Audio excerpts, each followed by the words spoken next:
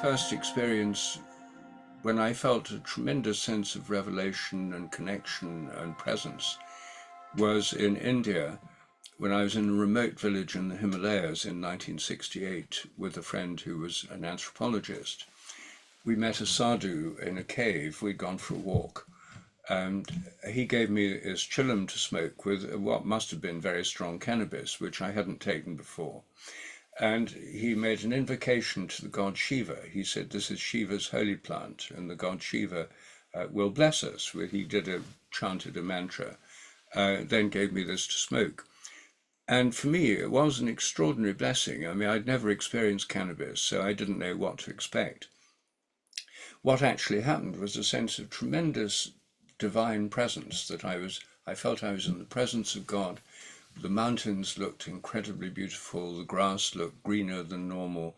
I just felt extremely blissful. And I felt that this was not just a normal state or even just a drug-induced change. It felt completely real that I was in this greater presence.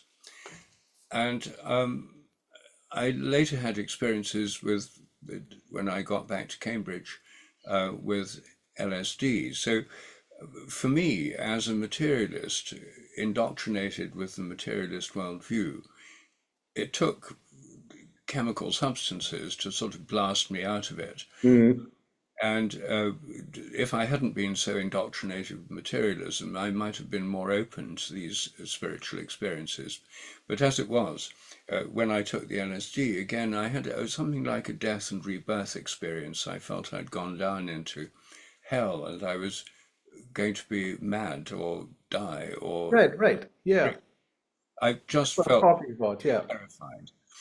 And then I felt as though I was coming up towards the surface of the water from deep down, breaking through the surface into the sunlight, and the world was transformed into a world of incredible beauty and divine presence.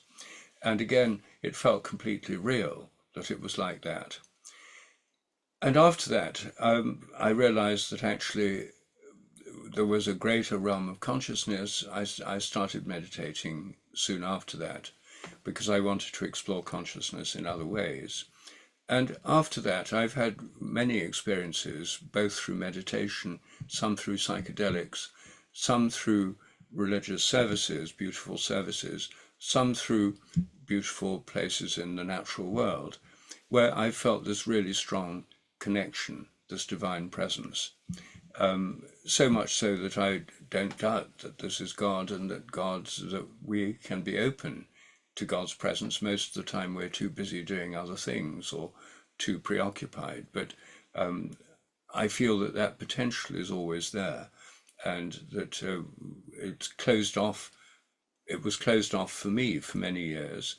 It's closed off part of the day, every day, because one's busy doing other things, getting on with normal life, doing emails and things, cooking and so forth.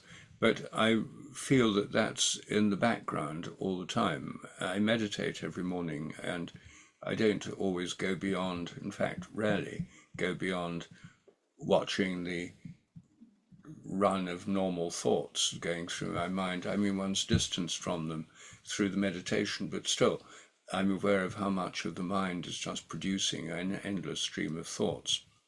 I pray every evening, and that's a rather different activity for me, because in prayer, I directly address God at the beginning. All prayers begin with an invocation to God or a saint, or Mm. so all prayers start with an invocation, like the Lord's Prayer, Our Father who art in heaven. So I start, like anyone does who prays, with an explicit connection or invocation. And then in my prayers, I feel to varying degrees the presence of God, which I invite to pervade my life and those I know and enter into my daily activities. So I feel that prayer is a way of less dramatic way of making this connection and bringing it into one's daily life.